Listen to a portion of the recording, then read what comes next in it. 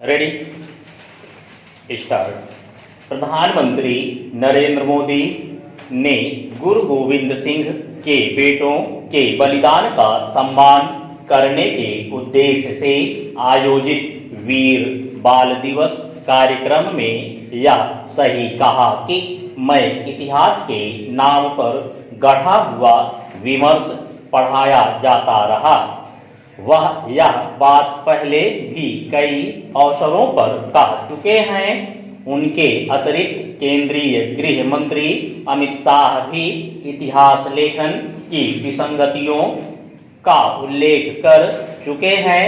जैसे प्रधानमंत्री ने वीर बाल दिवस के अवसर पर कहा कि गलत तरीके से पढ़ाए जाने वाले इतिहास को बदलने की आवश्यकता है, वैसे ही अनेक केंद्रीय मंत्री भी इस पर बल दे चुके हैं।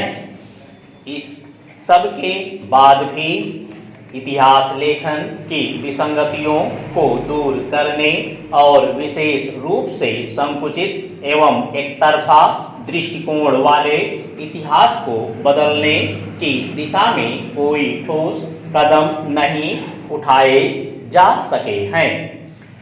परिणाम यह है कि तथ्यों की अनदेखी करने वाला इतिहास अभी भी पाठ्यक्रम का हिस्सा है।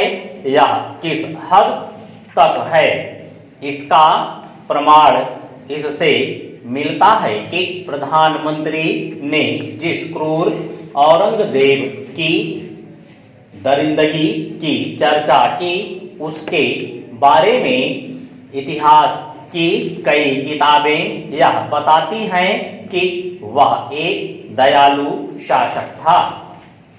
आखिर उसके दुष्कृत्यों पर कब तक पर्दा डालकर भावी पीढ़ी से वास्तविकता छिपाई जाती रहेगी? वास्तव में ऐसे एक नहीं अनेक प्रश्न हैं। कुछ प्रश्न तो ऐसे हैं जो ना जाने कब से पूछे जा रहे हैं, लेकिन उनका उत्तर मिलने का नाम नहीं ले रहा है। सभी इससे अवगत हैं कि देश के इतिहास के नाम पर छात्रों को दिल्ली का इतिहास अधिक पढ़ाया जाता है। इसके चलते दिल्ली पर शासन करने वाले शासकों के बारे में तो विस्तार से पढ़ाया जाता है, लेकिन देश के दूसरे हिस्सों और विशेष रूप से दक्षिण और पूर्वोत्तर भारत के अनेक प्रतापी राजाओं एवं योद्धाओं के बारे में सामान्य जानकारी भी नहीं दी जाती। कम से कम अब तो इतिहास को समावेशी रूप में समग्रता से पढ़ाने के उपाय किए ही जाने चाहिए। ध्यान रहे कि पाठ्यक्रम परिवर्तन की दिशा में वैसे प्रयत्न नहीं हुए हैं जैसे अब तक हो जाने चाहिए थे।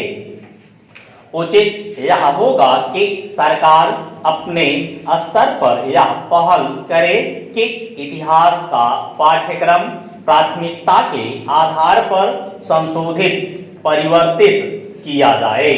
इसका कोई अर्थ नहीं कि अंग्रेजों अथवा उनसे प्रभावित वामपंथी इतिहासकारों की ओर से लिखा गया इतिहास स्वतंत्रता के 75 वर्षों बाद भी पढ़ाया जाता रहे, और वह भी तब जब हमारे नीति नियंता यह मान रहे हैं कि इतिहास को लेकर एक ऐसा विमर्श गढ़ा गया जो हमारे अंदर हीन भावना पैदा करे।